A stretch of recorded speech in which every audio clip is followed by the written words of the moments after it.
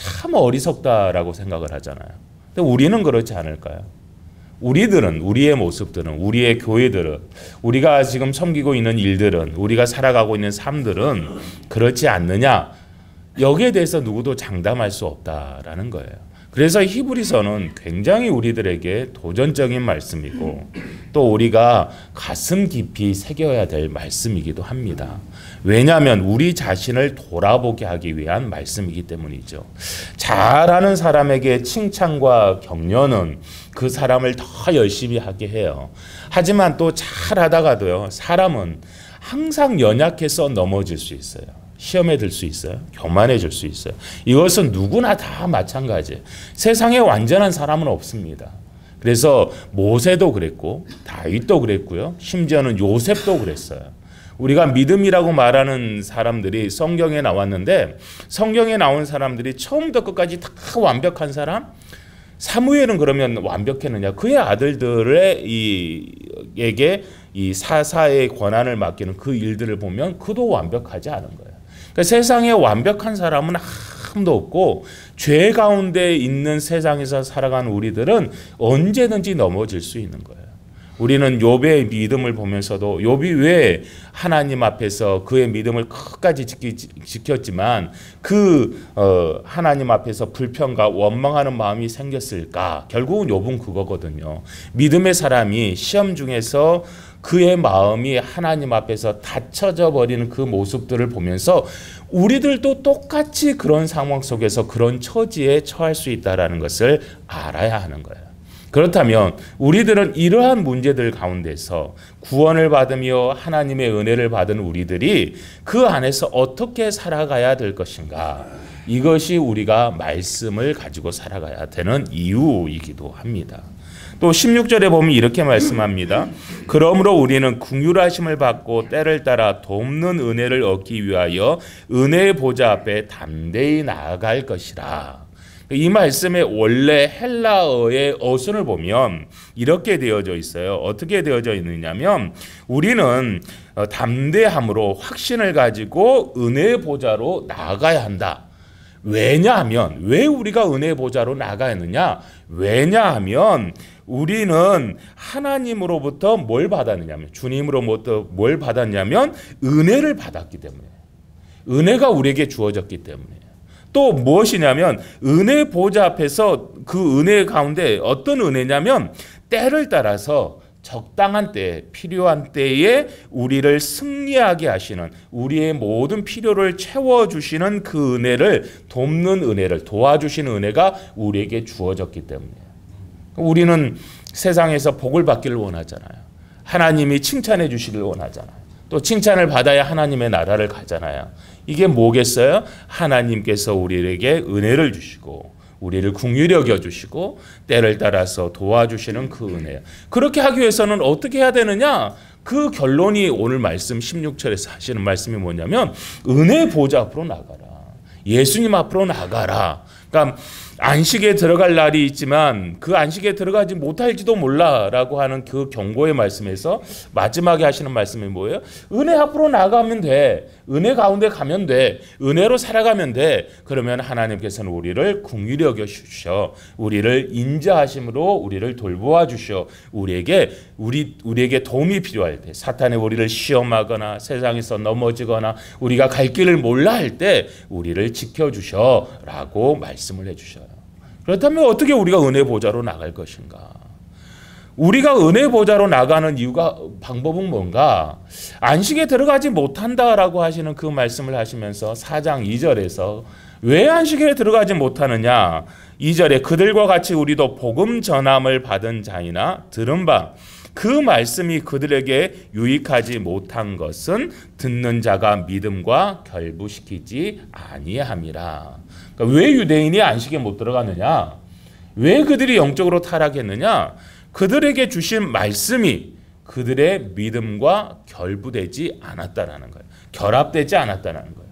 말씀은 들었는데 그 말씀대로 살려고 하지 않았다라는 거예요. 그래서 갑자기 11절에 이렇게 말씀하시죠. 우리가 저 안식에 들어가기를 힘쓸지니 이는 누구든지 저 순종하지 아니하는 본에 빠지지 않게 하려 함이라. 안식에 들어간다. 구원을 받는다. 하나님의 나라에 간다. 16절의 말씀에는 은혜를 받고 또 돕는 하나님의 은혜가 우리 속에 있어질 것이다 라고 하는 그 일들은 다 무엇이냐면 우리들이 불순종하지 않아야 된단 말이에요. 순종하지 않는 본에 빠지지 않아야 된다라는 거예요.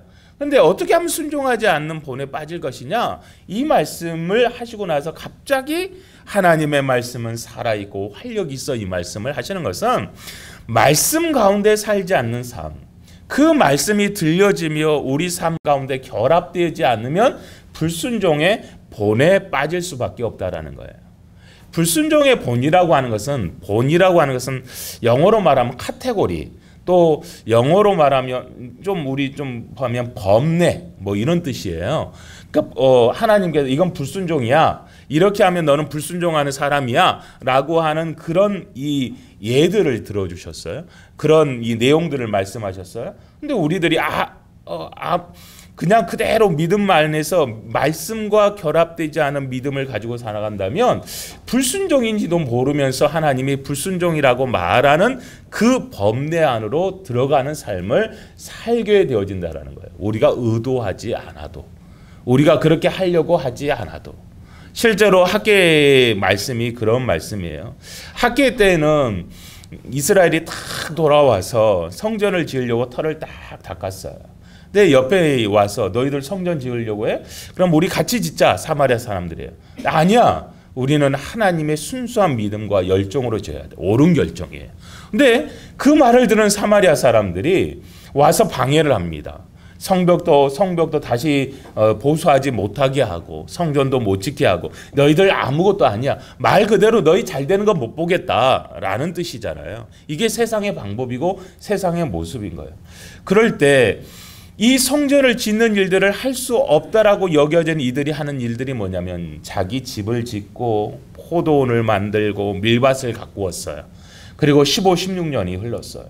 하나님이 그들에게 하시는 말씀이 무엇이냐면 학개 1장 5절 6절 학개와 스가랴를 보내서 이 일들에 대해서 말씀하신데 그러므로 이제 만군의 여호와가 이같이 말하노니 너희는 너희의 행위를 살필지니라 너희가 많이 뿌릴지라도 수확이 적으며 먹을지라도 배부르지 못하며 마실지라도 흡족하지 못하며 입어도 따뜻하지 못하며 일꾼이 싹을 받아도 그것을 구멍 뚫어진 전대에 넣음이 되느니라.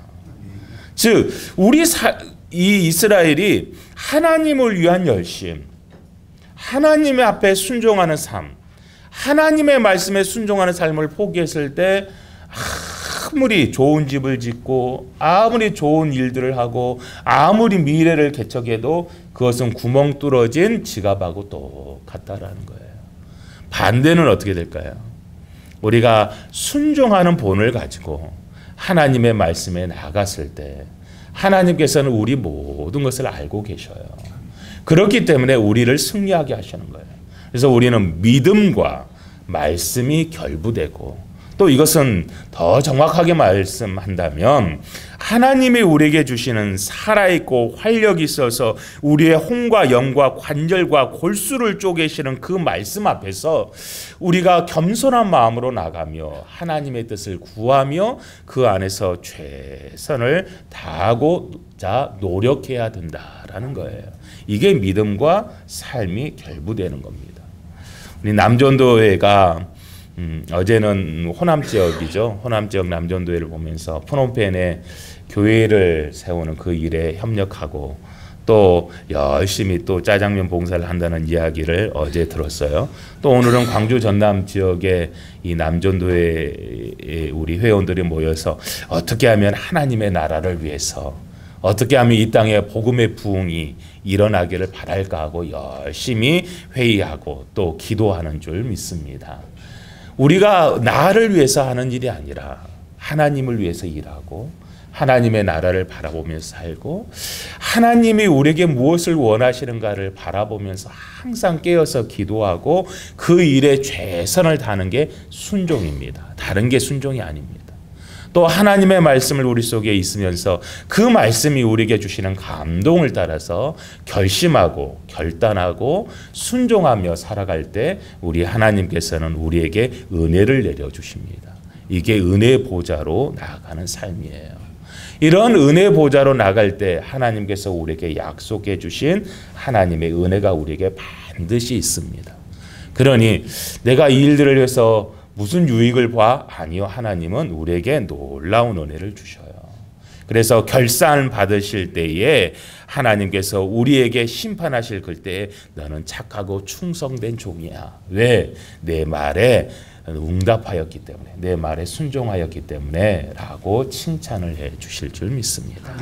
그러니 우리 남전도에 모여서 열심히 주님의 일을 하되 하나님의 뜻이 무엇인가를 더 찾고 하나님이 원하시는 일이 무엇인가를 더 찾고 그것이 세상에서 방해를 받는다 할지라도 혹은 어렵고 힘든 일이다 할지라도 먼저 기도하면서 믿음으로 맡기면서 하나님 앞에 순종하는 본을 세우시기를 간절히 소망합니다. 아멘. 그러면 우리 하나님께서 더 큰 은혜와 때를 따라서 돕는 은혜로 지켜주실 줄 믿습니다. 아멘. 믿음과 삶이 결부되고 말씀과 믿음이 결부되고 순종의 본이 가득하시기를 간절히 소망합니다.